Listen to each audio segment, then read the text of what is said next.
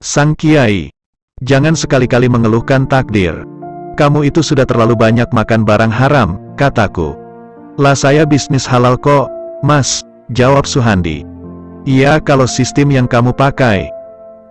Sistem make sogok agar dapat pinjaman, lalu mengganti uang senang karena belum bisa membayar hutang itu ndak dibenarkan dalam Islam, walau itu ada dalam kesepakatan. Berarti itu haram? Iya itu tak boleh. Tapi semua orang menjalankan. Walau semua menjalankan, kalau haram ya tetap haram. Kayak di suatu daerah, misal minuman memabukkan dijual bebas. Minuman memabukkan ya tetap haram. Atau di kawasan pelacuran, lalu semua orang melacur. Pelacuran ya tetap haram. Atau di Bali di pantai, semua orang telanjang. Ya telanjang tetap haram. Jadi halal haram itu tidak bisa ditentukan oleh sedikit banyak orang kayak pilihan kepala desa. Kalau haram ya selamanya haram, sekalipun semua penduduk di muka bumi menjalankannya. Wah, lalu bagaimana, Mas? Makanya itu jadi sulit. Jalan satu-satunya kamu bertaubat dengan sungguh-sungguh. Ingat setetes minuman memabukkan itu 41 hari ibadah tertolak. Walau dalam kewajiban gugur jika menjalankan sholat. Tapi sholatnya hanya menggugurkan kewajiban, juga makan makanan yang haram, maka doanya tertolak, jadi berdoa tak ubahnya membaca bacaan cersil. Wah, kok ada yang kayak gitu ya? Iya kalau ndak percaya, sekarang saja dites, kamu berdoa minta hujan, apa hujan akan turun? Gampang kan untuk tahu. Iya saya doanya jelas ndak diterima, Mas. Lah memangnya Allah terhalang menerima doa? Tidak kan? Allah SWT saja yang mencipta, meletakkan hukum dan peraturan, membagikan rizki dan lain-lain. Dia menentukan urusan dengan bijaksana dan adil, termasuk urusan mengenai diri kita dan apa yang terjadi pada kita. Kita memandang diri kita dan kejadian yang menimpa kita dalam skop yang kecil. Allah melihat kepada seluruh alam dan semua kejadian, tanpa keliru pandangannya kepada diri kita dan kejadian yang menimpa kita, juga tidak beralih pandangannya dari makhluknya yang lain. Maha sempurna Allah suci dari cela. Bahkan Allah amat memperhitungkan sedetail sampai urusan paling kecil. Sampai urusan pigmen di kulit. Sehingga orang tak berpenyakit belang karena pigmen kulitnya tercukupi. Juga kelengkapan molekul zat dalam darah. Kekurangan dari salah satu zat saja orang akan sakit, juga kelebihan satu saja zat dalam darah orang juga sakit, jadi ukurannya harus konsisten dan saling melengkapi dengan zat lain. Misal gula darah seseorang dalam darah lebih maka seseorang akan sakit juga jika zat asam. Berarti semua telah diatur Allah sedemikian rupa, agar manusia itu bisa bergerak dengan gerakan yang saling mendukung apa yang di dalam tubuh. Dalam pengaturan Allah itu ada pengaturan secara fisikal. Dan ada pengaturan secara ruh, dan hati. Sama dalam pengaturan dalam ruh, yang sama sekali tak pernah terlihat itu, tak beda pengaturannya dengan pengaturan lahiriah. Cuma dalam pengaturan lahir. Badan lahir ini butuh makanan lahir. Jika kita makan maka kecukupan kebutuhan badan atas zat yang dibutuhkan sangat mempengaruhi lahiriah seseorang. Maka manusia itu bisa dilihat jika kurang salah satu zat yang dibutuhkan tubuhnya, dengan sendirinya akan terlihat lemes, sakit, malas. Tak beda dengan pengaturan lahiriah, yang membutuhkan asupan makanan lahir. Maka asupan batiniah, ruh juga membutuhkan makanan yang sifatnya tidak membuat ruh. Dan hati, juga pikiran, menjadi sakit. Walillahi asmaul husna fad'uhu biha. Yang menjadikan ruh itu Allah. Yang menjadikan hati itu Allah. Yang menjadikan kejernihan pikiran kesehatan hati dan sekaligus yang menempatkan ilham dan aneka macam pengetahuan itu adalah Allah. La ilma lana ilama, alam tanah, tidak ada yang memberi pengetahuan kecuali Allah yang memberi pengetahuan. Pengetahuan itu cahaya. Cahaya dengan Allah itu tak bisa dipisahkan. Karena Allah itu cahaya itu sendiri. Kebijakan, ilmu, dan apa yang memancar dari Allah itu yang menjadi kebutuhan ruh. Makanya dalam diri Allah itu terdapat Asmaul Husna. Kadang hati itu butuh ketenangan, kesabaran, maka ada nama Allah As-Sobir, yang dibutuhkan oleh kebutuhan hati dan ruh atas sabar. Lalu sering-sering asma, sabar itu kita sebut-sebut. Sehingga seperti cahaya yang membekas pada sesuatu yang disinai. Jika diupayakan untuk disinai dan selalu diupayakan, maka hati akan membekas rasa sabar. Karena bekas rasa sabar dari cahaya sabar yang dimiliki Allah.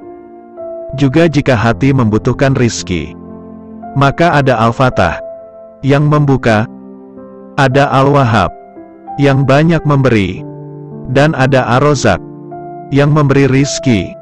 Wa ma min zabatin fil ardi ila alaulohi rizkoha. Tak ada apapun yang berjalan di muka bumi ini kecuali Allah lah yang memberi rizki. Maka jiwa membutuhkan itu. Lalu jiwa harus mencari cahaya atas kebutuhannya rizki.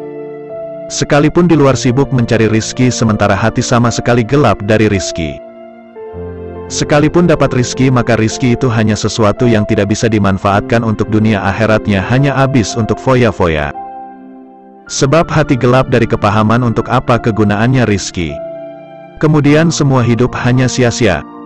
Sebab tanpa adanya sinkron antara jiwa dengan badan, tanpa adanya sinkron antara mesin motor dengan bodi.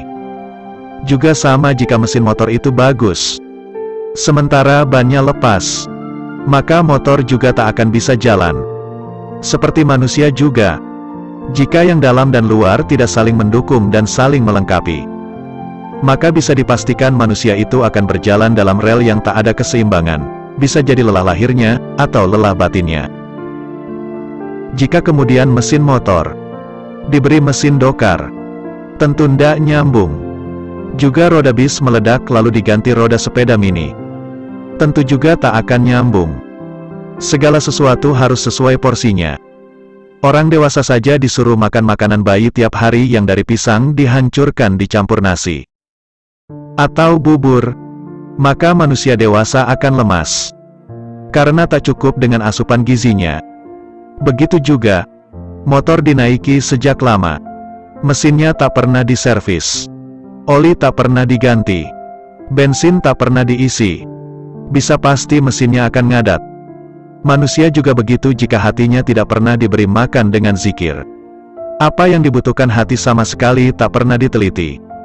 Lalu asupan gizinya, makanannya yaitu zikir tak pernah dilakukan, maka bisa pasti hati itu akan ngadat, rusak, suka sekali sombong, suka sekali tamak, rakus, tak syukur, mengeluh, pengumpat, tak sabar, pendengki, kasar, lacut, buruk sangka, suka meremehkan orang, tak terima dengan keadaan, dan berbagai macam sifat buruk tumplek-blek.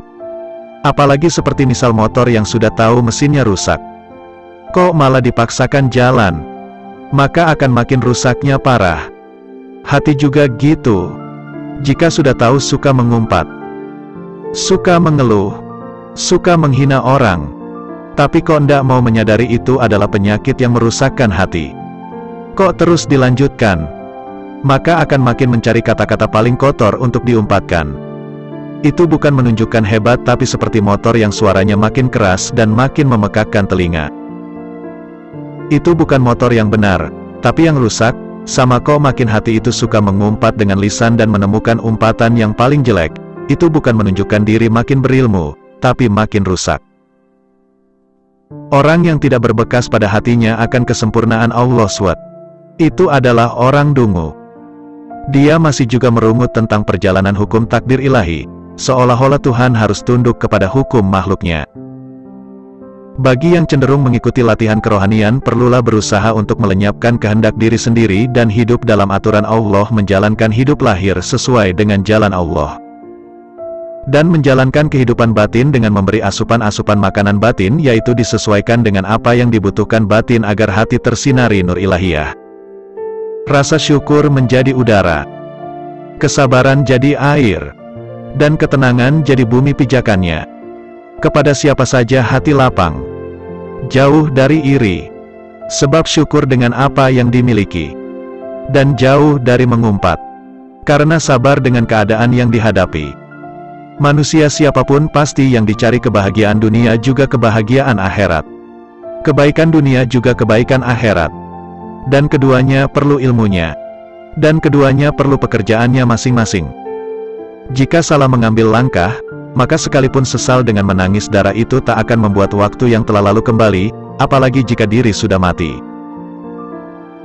Jangan sekali-kali mengeluhkan takdir karena penentu takdir tidak pernah berbincang dengan sesiapapun dalam menentukan arus ketentuannya. Takdir itu tiada siapapun dapat mengubah. Kecuali Allah yang sanggup mengubah. Jika Allah tak sanggup mengubah maka namanya bukan ala kulli syai'in qadir. Artinya melakukan apapun itu kuasa. Jadi Allah itu kuasa melakukan apapun, termasuk mengubah takdir seseorang yang buruk ingin diubah menjadi baik.